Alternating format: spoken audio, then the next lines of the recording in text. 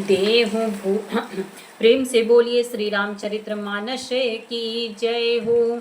गौरी सहित महादेव की जय हो। गुरु महाराज की जय हो। मेरे श्री शालिग्राम बाबू जी की जय हो। देहु भूप मन हर्षित तजहु मोहय ज्ञान। धर्म सुजस प्रभु तुम कहो इन कहा काति कल्याण। हे राजन, प्रसन्न मन से इनको दो और मोह और अज्ञान को छोड़ दो। हे स्वामी, इससे तुमको धर्म और सुयश की प्राप्ति होगी और इनका परम कल्याण होगा। सुनी राजायति अप्रिय बानी। हृदय कंप मुख दुति कुमुलानी। चौथे पने पायाऊ सुत चारी। विप्र बचन नहीं कहेऊ बिचारी। इस अत्यंत अप्रिय वाणी को सुनकर राजा का हृदय कांप उठा और उनके मुख की कांति फीकी पड़ गई। उन्होंने कहा, हे ब्राह्मण, मैंने चौथे पन में 4 पुत्र पाए हैं, आपने विचार कर बात नहीं कही। मांगहु भूमि धेनु धन कोशा। सर बस देऊ आजु सहरोसा। देह प्राण ते प्रिय कछु नाही। सो मुनि देव निमिष एक माही। हे मुनि, आप पृथ्वी, गौधन और खजाना मांग लीजिए, मैं आज बड़े हर्ष के साथ अपना सर्वस्व दे दूंगा। देह और प्राण से अधिक प्यारा कुछ भी नहीं होता, मैं उसे भी एक पल में दे दूंगा। सब सुत प्रिय मोहि प्राण की नाई। राम देत नहीं बनई गोसाई। कहनी सिचरे अति घोर कठोरा। कह सुंदर सुत परम किशोरा। सभी पुत्र मुझे प्राणों के समान प्यारे हैं, उनमें भी हे प्रभु राम को तो किसी प्रकार भी देते नहीं बनता। कहाँ अत्यंत डरावने और क्रूर राक्षस और कहाँ परम किशोर अवस्था के बिल्कुल सुकुमार मेरे सुंदर पुत्र। सुनि नृप गिरा प्रेम रस सानी। हृदय हरसे माना मुनि ज्ञानी। तब वशिष्ठ बहुविधि समुझावा। नृप संदेह नासि कह पावा। प्रेम रस में सनी हुई राजा की वाणी सुनकर ज्ञानी मुनि विश्वामित्र जी ने हृदय में बड़ा हर्ष माना। तब वशिष्ठ जी ने राजा को बहुत प्रकार से समझाया, जिससे राजा का संदेह नाश को प्राप्त हुआ। अति आदर दो तनय बोलाए। हृदय लाई बहु भांति सिखाए। मेरे प्राण नाथ सुते दो।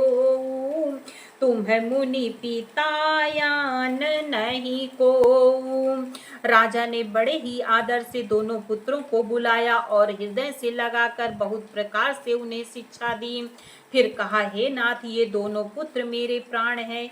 हे मुनि, अब आप ही इनके पिता हैं, दूसरा कोई नहीं। सौंपे भूप ऋषि सुत बहुविधि देई आशीष।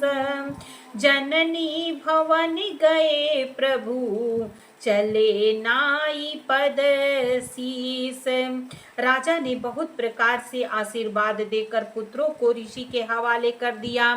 फिर प्रभु माता के महल में गए और उनके चरणों में सिर नवाकर चले। पुरुष सिंह दो वीर हरसी चले। मुनि भय हरन कृपा सिंधु मति धीर अखल विश्व कारण करन। पुरुषों में सिंह रूप दोनों भाई राम लक्ष्मण मुनि का भय हरने के लिए प्रसन्न होकर चले। वे कृपा के समुद्र, धीर बुद्धि और संपूर्ण विश्व के कारण के भी कारण हैं। अरुण नयन उरी बाहु विशाला। नील जलज तनु श्याम तमाला। कटिपट पीत कसे बरे भाथा। रुचिर चाप सायक दुहु हाथा। भगवान के लाल नेत्र हैं, चौड़ी छाती और विशाल भुजाएं हैं।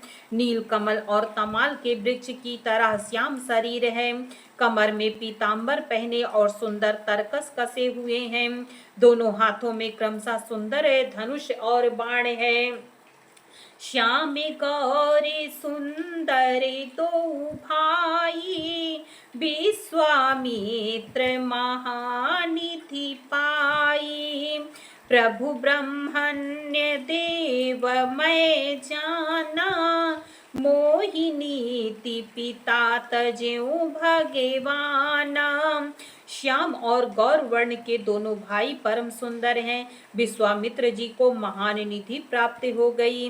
वे सोचने लगे, मैं जान गया कि प्रभु ब्राह्मण देव ब्राह्मणों के भक्त हैं। मेरे लिए भगवान ने अपने पिता को भी छोड़ दिया। चले जाते मुनि दीन देखाई, सुनी ताड़े का क्रोध करी धाई। एक ही बान प्राण हरि लीना, दीन जानी ते निज पद दीन्हा। मार्ग में चले जाते हुए मुनि ने ताड़का को दिखलाया। शब्द सुनते ही वह क्रोध करके दौड़ी।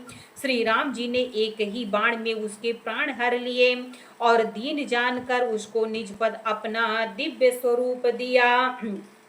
तब ऋषि निज नाथ ही जिय चीन्ही, विद्या निधि कहु विद्या दीन्ही।